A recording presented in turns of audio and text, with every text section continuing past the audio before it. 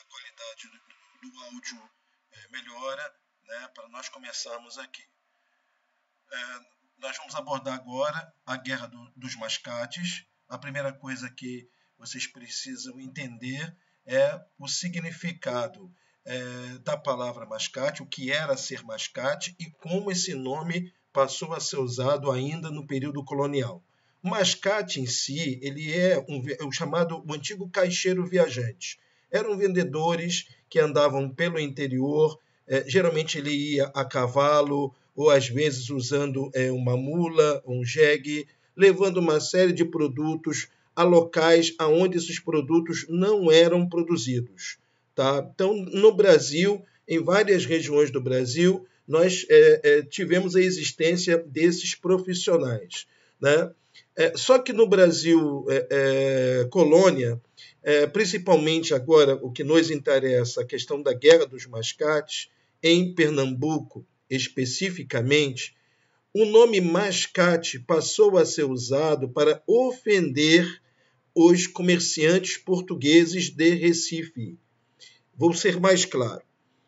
Essa Guerra dos Mascates, que na verdade foi uma revolta, foi um conflito entre os senhores de engenho, por isso que está aqui fazendeiros, senhores de engenho de Olinda, contra os mascates de Recife. Tá? Isso aconteceu no iniciozinho do século XVIII, 1710.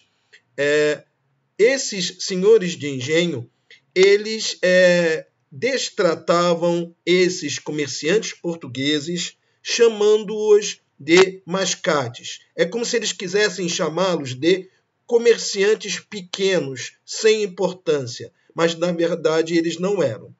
Para que a gente possa entender essa revolta e esse conflito, nós temos que entender um pouquinho, voltar no tempo e pegar o trecho final, a parte final da saída dos holandeses do Brasil.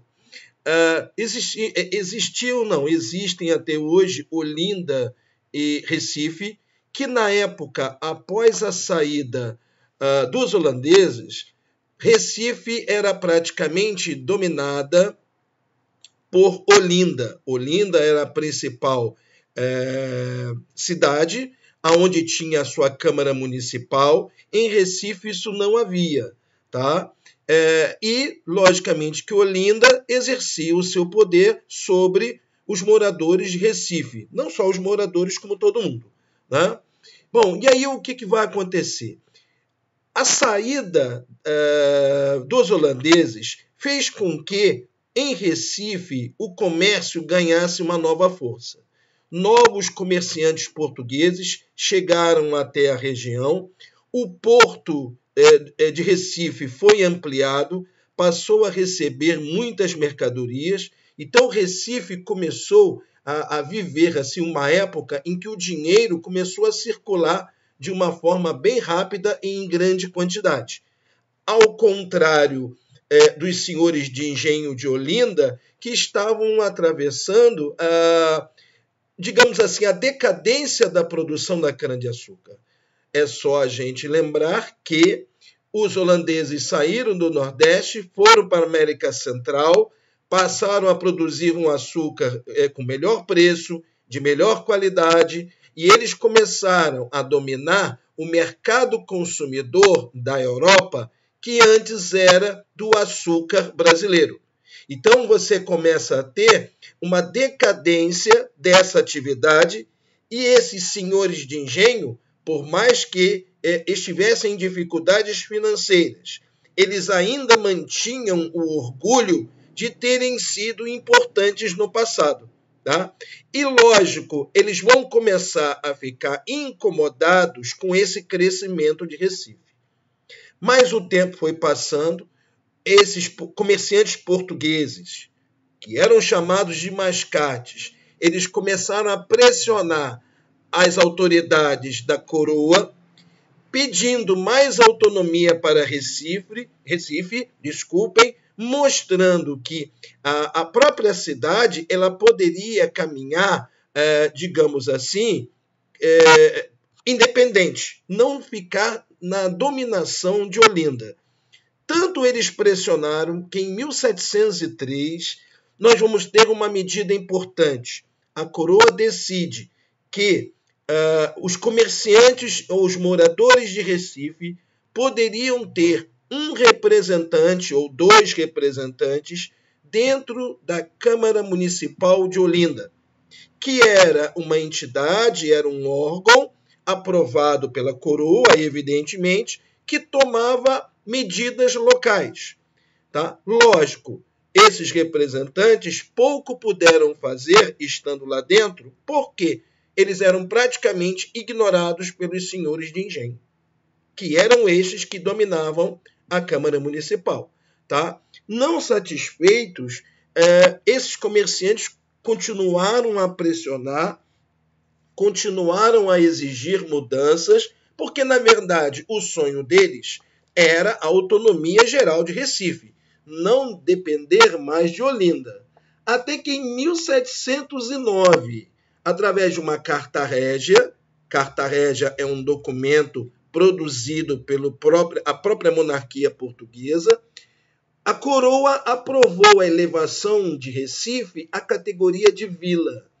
Tal decisão era ansiosamente esperada, como falei para vocês, né? Só que os senhores de engenho não gostaram nada disso.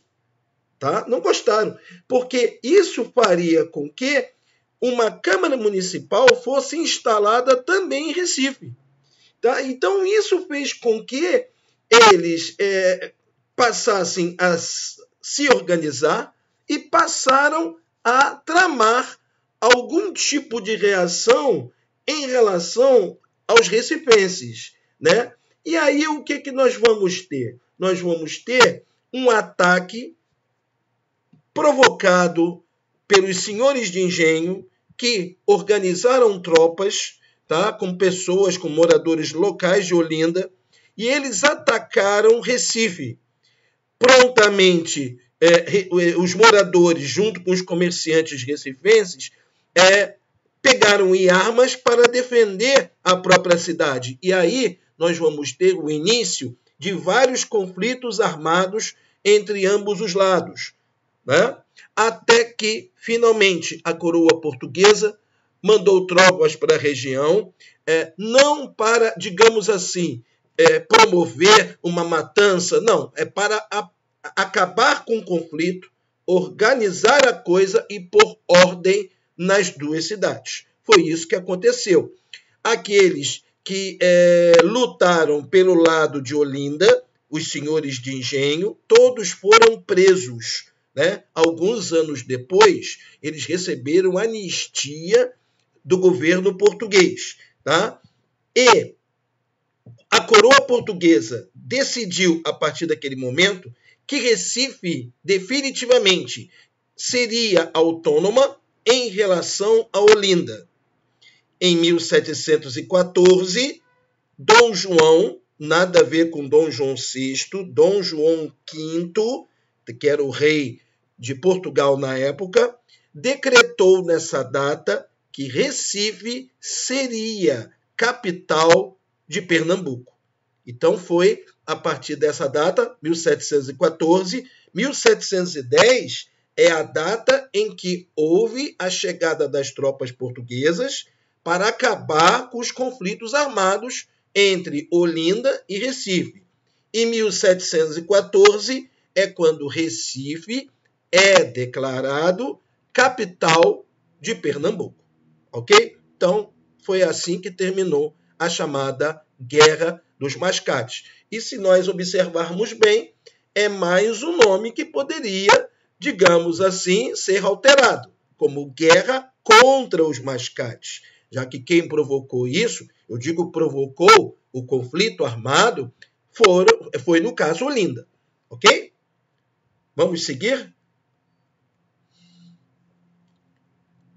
Revolta de Vila Rica, ou Revolta de Felipe dos Santos, Minas Gerais, 1720, comerciantes e garimpeiros liderados por Felipe dos Santos, que também era um garimpeiro. Olhem a data, 1720, é uma data que nos diz alguma coisa. é o período em que a produção aurífera estava no auge, né? A produção de ouro, a exploração de ouro estava bombando naquela época, né? Só para que a gente possa entender essa revolta, nós temos que entender, quando nós trabalhamos a questão da mineração, eu mostrei para vocês que um dos grandes problemas enfrentados por Portugal seria o contrabando, porque era algo muito difícil de se controlar, de se evitar, ainda mais porque o ouro ele era captado, extraído das minas, praticamente em pó, né? E uma das medidas tomadas por Portugal que contribuiu para uma redução muito grande do contrabando, não é que acabou com o contrabando, mas dificultou enormemente essa prática criminosa, foi a instalação das chamadas casas de fundição. Elas foram instaladas em vários pontos da área de exploração, da mineração, tá? E vocês devem lembrar muito bem como é que essas casas elas funcionavam, né? Elas faziam de uma forma, os seus funcionários agiam de uma forma que realmente dificultava, porque o ouro que era devolvido para o garimpeiro, que levava, ele era obrigado a levar todo o ouro que ele conseguiu para uma dessas casas, esse ouro, ele não só ali era retirado o quinto, ou seja, não dava nem para o garimpeiro tentar não pagar imposto. Impossível, porque o funcionário já tirava ali os 20%. Como os 80% restantes, antes de devolver para as mãos do garimpeiro, o que acontecia? O funcionário ele pegava uma espécie de um carimbo com o brasão da coroa portuguesa e cravava nessa barra. Então, quando a barra voltava para o seu garimpeiro, ela já voltava com o brasão. E foi a partir disso que foi autorizado que somente esse ouro com o brasão podia ser comercializado. Se algum outro garimpeiro fosse descoberto, tá, vendendo ouro sem o brasão, ele era preso e ele podia ser condenado à morte. Tá? Então, isso realmente dificultou muito, tá, os garimpeiros. Por quê? Porque eles eram obrigados a ter que pagar o imposto logo de cara, né? Os outros, eles tentavam enrolar, mas esse não tinha como. E uma outra coisa, vocês podem até estar imaginando, professor, legal, você está falando dos garimpeiros, a gente entendeu, mas o que tem a ver os comerciantes? Acontece que as casas de fundição também vão prejudicar certos comerciantes que faziam o seguinte: eles compravam o ouro bruto de muitos garimpeiros. A explicação é simples. O ouro sai da mina cheio de impureza, é o ouro bruto, com terras, cascalhos, etc. Tá? O que esse garimpeiro tinha que fazer? Ele tinha que levar esse ouro para as casas de fundição, porque ali ele passaria por um processo de purificação, em que o funcionário tiraria todas as impurezas e esse ouro seria derretido, como vocês estão cansados de saber. Então, o que os comerciantes faziam? Eles sabiam que tinham garimpeiros que não queriam para a casa de fundição porque iriam pagar imposto. Então, eles ofereciam uma quantia, geralmente uma quantia baixa, por aquele ouro bruto, porque ele, comerciante, ele trataria de purificar esse ouro. Então, muitos garimpeiros impacientes ou com medo de pagar impostos, né, no caso seria o quinto, eles resolviam vender para os comerciantes. Tá? E aí o que veio? Quando as casas de fundição foram abertas e foi anunciado que a partir delas todo o ouro que seria comercializado naquela região teria que ser com o brasão, isso fez com que muitos garimpeiros ficassem com medo de vender esse ouro para os comerciantes. E esses comerciantes, logicamente, que começaram a ser prejudicados por isso.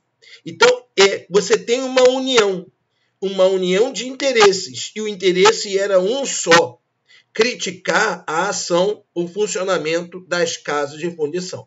Mas foi só isso que os levaram à revolta? Não. Eles também se revoltavam contra a corrupção das autoridades portuguesas, dos funcionários da coroa, como também eles eram contra a administração do Conde de Assumar, que era o governante de Minas Gerais na época. Então eles queriam a substituição do Conde de Assumar. Ok? Só que aquela coisa, ao invés de tentar negociar, eles partiram para, digamos, quase que a violência. Eles pegaram em armas, foram até a casa do Conde de Assumar. O Conde não estava, ele estava numa cidade próxima. Eles foram até a cidade, desde que o Conde de Assumar já tinha sido informado do que estava acontecendo. Ele recebeu alguns dos líderes rebeldes, principalmente Felipe dos Santos, né, que, digamos assim, se colocou como líder dos garimpeiros. O Felipe fez as suas reivindicações do seu grupo, ele fingiu que estava concordando com tudo e pediu um prazo para conversar com a coroa. Na verdade, ele não faria isso. Ele pediu um prazo apenas para ganhar tempo e organizar forças militares. E foi isso que aconteceu. Tá? Em seguida, dias depois, Conde de Assumar enviou tropas a Vila Rica, onde boa parte dos rebeldes moravam e trabalhavam. Muitos foram presos, como Felipe dos Santos. Este foi julgado e condenado à morte. É aquela coisa. Observe que nessas revoltas, tirando a questão da guerra dos mascates, todas as revoltas, você tem que ter uma execução. Ou a execução de alguns. É aquela coisa. É para traumatizar a população, é para marcar. Vocês estão vendo o que está acontecendo com eles? Isso pode acontecer com vocês também. Não é verdade? Tanto nas revoltas separatistas, como nas nativistas, tem que ter alguém que vai pagar o pato. E esse, no caso, Felipe dos Santos. Ele acabou sendo preso, julgado, condenado à morte, sendo enforcado. Tá? Conde de Assumar continuou no posto dele, tá? E as casas de fundição continuaram a funcionar livremente. Tá bom, pessoal? Então, essa foi a revolta de Vila Rica, ou revolta de Felipe dos Santos.